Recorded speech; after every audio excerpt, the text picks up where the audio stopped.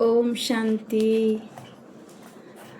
आज के हम इस टॉपिक में बाप दादा की नेक्स्ट अव्यक्त वाणी पे चर्चा करेंगे, जिसमें बाप दादा की नेक्स्ट वाणी है, हाई जंप देने के लिए हल्का बनो। 28 मई 1970 की वाणी है। बाबा, हम बच्चों से बात कर रहे हैं और मधुबन में एक समारोह भी था।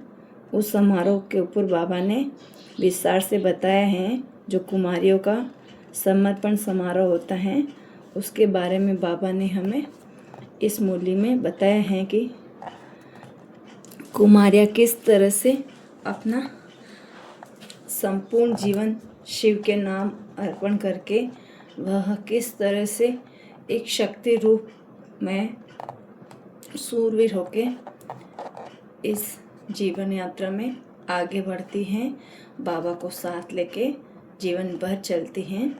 तो आइए हम इस मूली में बाबा ने क्या बताए हैं, तो मेन हेडलाइन पे हम डिस्कस करेंगे। आज बाबा ने बोला कि इस समारोह का नाम क्या है। यह है ही इनों का अपने जीवन का फैसला करने का समारोह। बाबा ने यहाँ पे जो समर्पण समारोह हो रहा था, यहाँ पे बाबा ने उस समारोह का नाम दिया है कि इस समारोह का नाम क्या है। बाबा ने बोला कि जीवन का फैसला करने का समारोह है। यह समारोह उन्होंने खुद अपने शिव के नाम अर्पण किया है, अपना जीवन उसके लिए था ये फैसला। तो उस फैसले के रिगार्डिंग ये समारोह था। बाबा ने यहाँ पे बताया कि बाप दादा भी हर एक का ये साहस देख रहे हैं।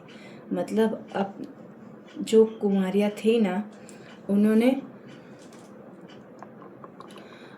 भगवान के लिए जो अपने जीवन को अर्पण करने का साहस दिखाया ना, तो बाबा बोल रहे हैं कि बाप दादा भी हर एक का साहस देख रहे हैं।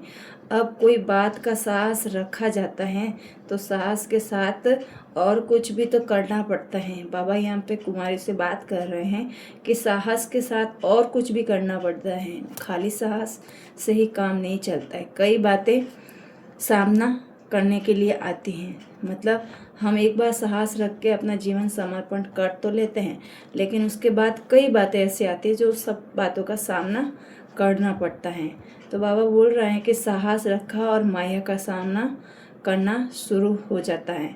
मतलब हम जैसे ही हिम्मत का एक कदम आगे बढ़ाएंगे ना, तो वहाँ पे माया भी उसके साथ साथ एक कदम आगे बढ़ती है। हमारे साथ साथ माया भी एक साइड में चलती रहती है। वो भी चांस ढूंढती है कि कैसे इसने एक साहस का हिम्मत का एक कदम आगे बढ़ाया है और कैसे वो उसका साहस टूटे और वो माया समझती है कि मैं इस पे वार करूं। तो बाबा बोल रहा है कि साहस रखा और माया का सामना करना शुरू हो जाता है। इसीलिए सामना करने के लिए हिम्मत भी पहले से ही अपने में रखनी है। बाबा बोल रहे हैं कि माया भी आएगी। आपने समारोह में आए हो, समर्पण समारोह में आए हो, लेकिन उसके लिए आपके पास कोई भी परीक्षा आएगी तो उस परीक्षा से सामना करने के लिए आपको हिम्मत भी पहले से रखनी होगी। तो यहाँ पे बाबा कुमारियों के लिए विशेष ये मूल्य चलाई है कि आपको हाई जंप देके पुरुषार्थ में कैसे आगे बढ़ना है, कैसे आपको उच्च पद लेना है।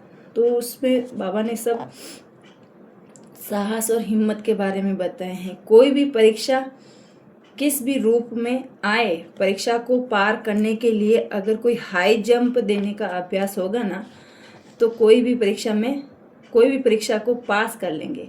बाबा देखो यहाँ पे बाबा ने कितनी सुंदर लाइन बोली है कि कोई भी परीक्षा आए ना, किसी भी रूप में आए, लेकिन उसको पास करने के लिए अगर हाई जंप नहीं दिया तो उस परीक्षा को आप पास नहीं कर सकेंगे। लेकिन उसको हाई जंप देना पड़ेगा, तभी हम परीक्षा में पास होंगे, है ना। जैसे हम किसी दौड़ में जाते हैं तो वहाँ पे भी हम ढीली दौड़ करेंगे तो वहाँ पे हम वो जो अपने सामने जो टास्क रखा जाता है उस टास्क को हम पास नहीं कर सकते हैं, उसको हम क्रॉस नहीं कर सकते। लेकिन उस टास्क को क्रॉस करने के लिए हमें लंबी दौड़ी और हाई जंप देंगे ना तो हम उस टास्क को कंप्लीट कर लेते हैं।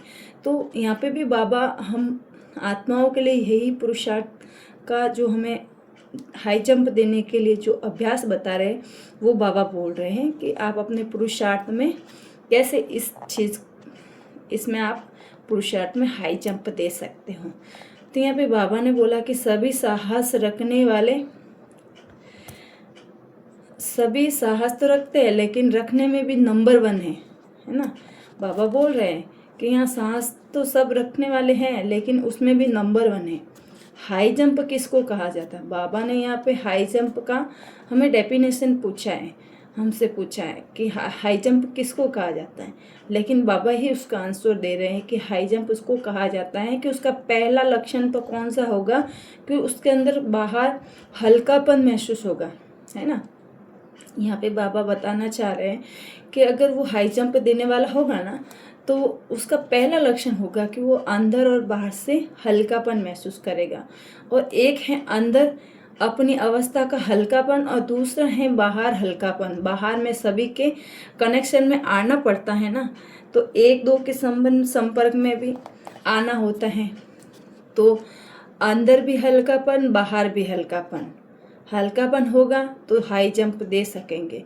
बाबा हमसे यही बार बार बोल रहे हैं, रिक्वेस्ट भी कर रहे हैं। ये समझ लो कि हम बच्चों से बाबा रिक्वेस्ट कर रहे हैं एक तरह से कि आप ये चीज़ें नहीं करोगे ना, है ना। अंदर और बाहर दोनों तरफ से आप हल्के नहीं रहोगे।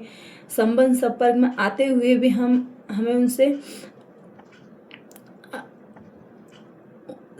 संबंध संपर्क में आने के बाद भी हम अंदर और बाहर हल्के रहे तो वही हाई जंप में का सबसे बड़ा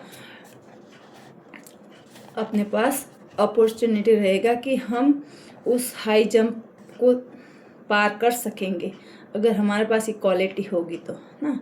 अंदर से हल्का बाहर से हल्का, तो हमारे पास ये क्वालिटी होनी चाहिए। बाबा पूछ रहे हैं हमसे कि इस भट्टी में भी ऐसा होकर निकलना है।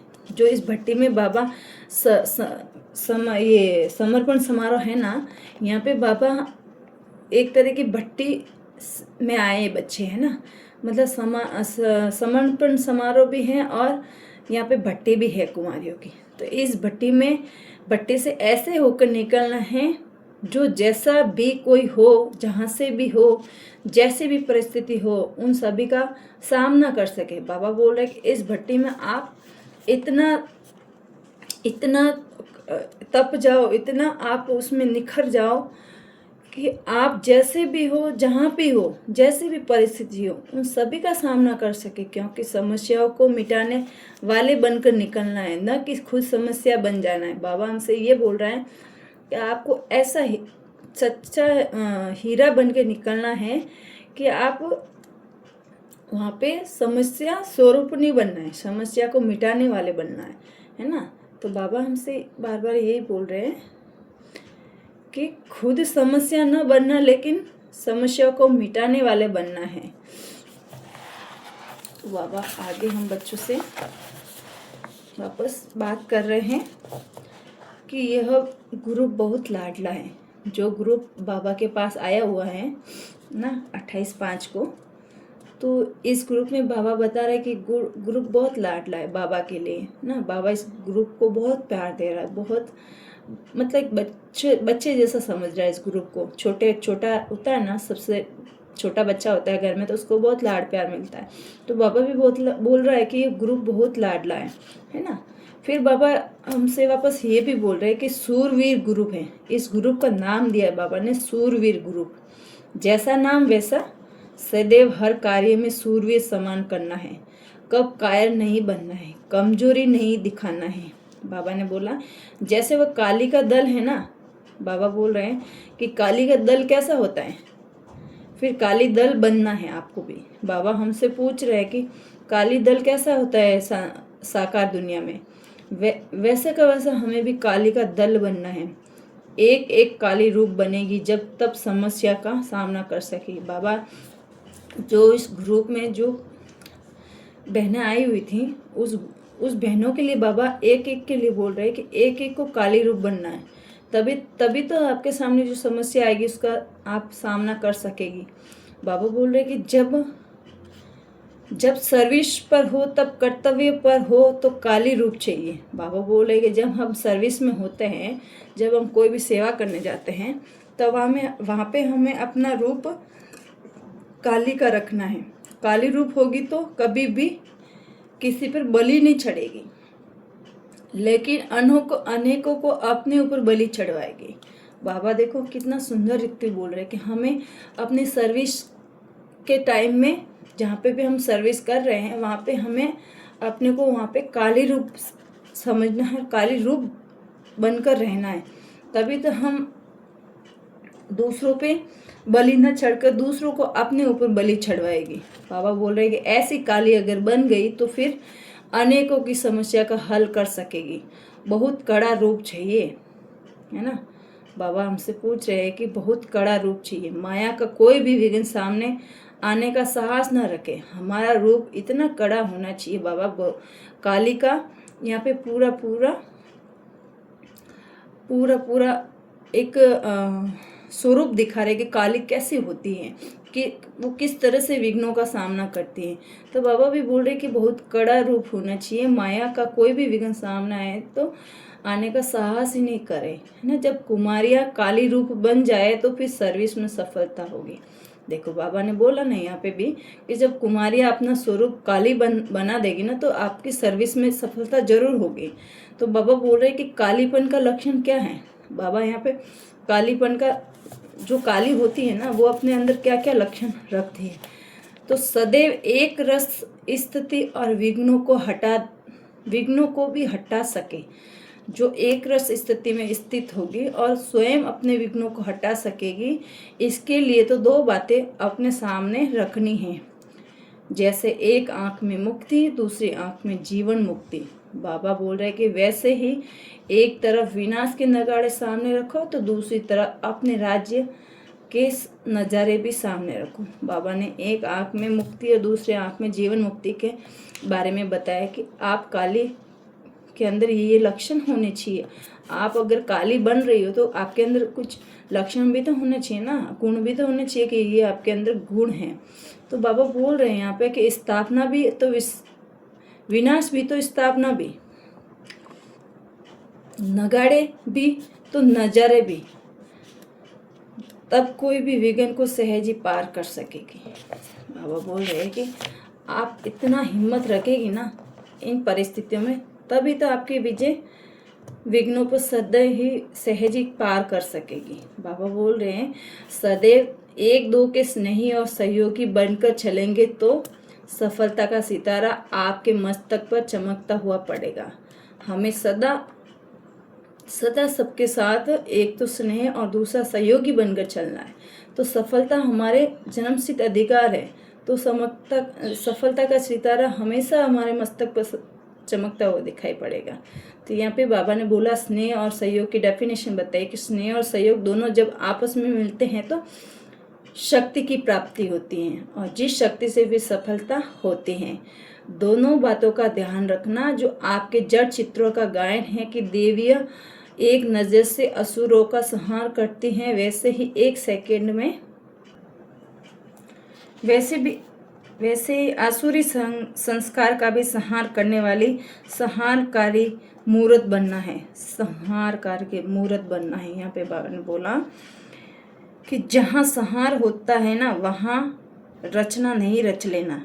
जहाँ रचना रचनी है वहाँ संहार नहीं कर लेना। जहाँ मास्टर ब्रह्मा बनना है ना, वहाँ मास्टर शंकर नहीं बनना। यह बुद्धि में ज्ञान चाहिए। बाबा ने यहाँ पे हमें ये सब अच्छी रीति से समझाया कि जहाँ यहाँ पे संहार करना है ना, वहाँ पे हमें अपनी रचना नहीं रचनी है।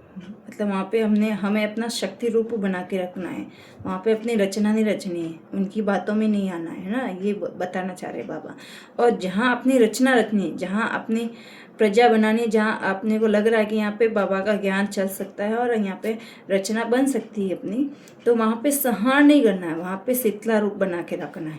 तो जहाँ मास्टर ब्रह्मा बनना है, वहाँ पे शंकर रूप नहीं बन जाना है। बाबा ने यहाँ पे हमें अच्छी रीति से समझने के लिए बोला है ना। बाबा ने बोला कि अगर रचना करने बदले विनाश कर देते हो तो रॉन्ग, और अगर विनाश के बदले रचना रच लेते हो तो ये भी रॉन्ग है। कहानी सुनी है ना, जब उल्टा कार्य किया तो बिच्छू टिड्डन पैदा हुए। यहाँ तो यहाँ पर भी तो संहार की बजाय उल्टी रचना रच ली, तो फिर व्यर्थ संकल्प बिच्छू टिड्डन मिसल बन पड़ेंगे।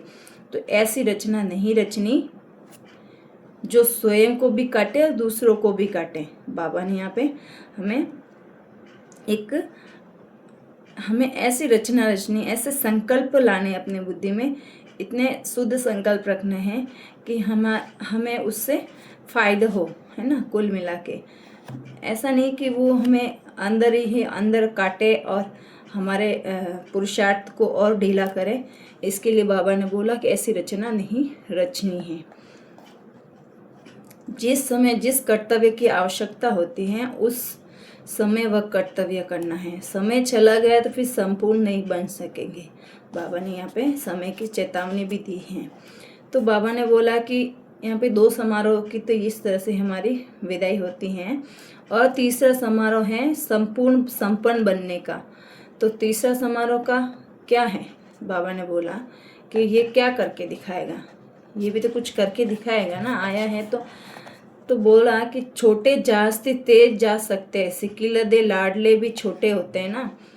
तो यहाँ पे बाबा बोल रहे हैं कि तीसरा समारोह सबसे छोटा था, तो उसके बारे में बाबा ने यहाँ पे बड़े विस्तार से बताया कि छोटे तो सिकिलदे होते हैं ना। तो यहाँ पे बाबा ने ये भी बोला कि हिम्मत के साथ उल्लास भी रखना है, कभी भी हार नहीं खाना है, लेकिन अपने को हार बनाकर गले में पिरोना है। अगर गले में पिरोए जाएंगे तो फिर कभी हार नहीं खाएंगे, और जब हार खाने का मौका आए तो यह याद रखना कि हार खाने वाले नहीं, लेकिन बाप दादा के गले का हार है।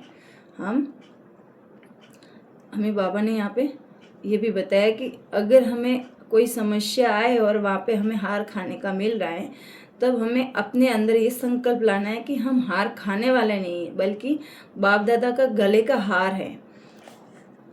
जब अपने को एक के आगे अर्पण कर लिया तो और कोई के आगे संकल्प से भी अर्पण नहीं होना है। संकल्प भी बहुत धोखा देता है।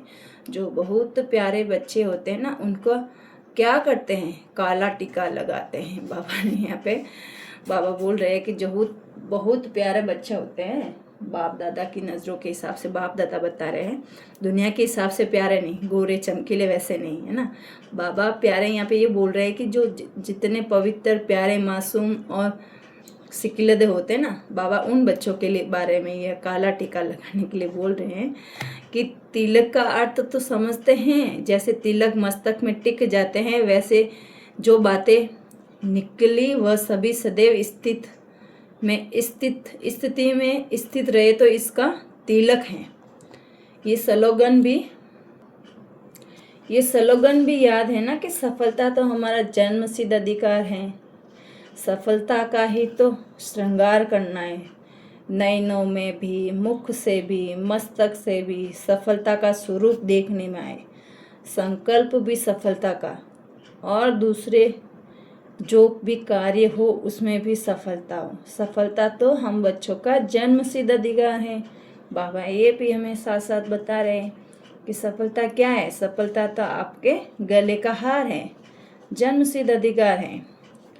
पूनम, फिर सबसे आगे यहाँ पे पूनम दीदी बैठे थे, तो उनके बारे में बाबा ने थोड़ा बोला कि पूनम बाप दादा के आगे बैठी हो, ये कमाल करके दिखाएगी। पूनम दीदी के लिए बाबा ने बोला कि यह यज्ञ में कुछ कमाल करके दिखाएगी। तो सदैव अपने को शोकेस में रखना है। बाबा ने उनको एक शोकेस का टाइटल दिया कि ये सदैव ही शोकेस का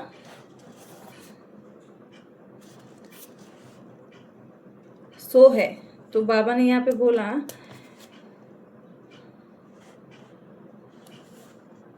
कि कैसी भी समस्या आए, लेकिन कोई भी पर बलि नहीं चढ़ेंगे। सच्चा पक्का वायदा है ना। बाबा ने यहाँ पे बोला कि सच्चा पक्का वायदा है ना। जैसे बीज होने के बाद भी उसको जल दिया जाता है, बीज बोने के बाद भी उसको जल दिया जाता है, तब वृक्ष रूपी फल फलीभूत होता है। इस रीति से यह भी जो प्रतिज्ञा करते हैं, फिर उसको जल कौन सा देना है? प्रतिज्ञा को पूर्ण करने के लिए संग भी चाहिए ना, तो साथ साथ अपनी हिम्मत भी। तो संग और हिम्मत दोनों के आधार से ही पार हो जाएंगे। ऐसा पक्का ठप्पा लगा कर जाना है। इस समारोह से बाबा ने बोला कि अपने ऊपर एक ठप्पा ऐसा लगाना है कि संग भी और हिम्मत के आधार पर, संग और हिम्मत के आधार पर एक ठप्पा तो ऐसा लगा के जाना ही है। इस बार बाबा ने इस वाणी में बच्चों से बोला है। तो जैसे बोला कि जैसे गवर्नमेंट सील लगाती है ना, तो उसको कोई खोल नहीं सकता, वैसे ऑलमाइटी गवर्नमेंट की सील हर एक को लगानी है। बाबा ने यहाँ पे अपनी वाणी को विराम दिया है। तो हम भी अपनी वाणी को विराम देते हैं। और आप जो भी बीके भाई बहन इस वाणी को रीड कर रहे हो या फिर सुन रहे हो, तो इस वाणी में अगर आपको कुछ करेक्शन चाहिए या फिर वाणी में और अच्छे से और बताने का है, तो आप कमेंट करके ज़रूर हमें बताएं, ताकि हम उसमें और अपने बाबा के महावाक्य को अच्छे से विस्तार से बता सकें। तो आज के लिए इतना ही। ओम शांति।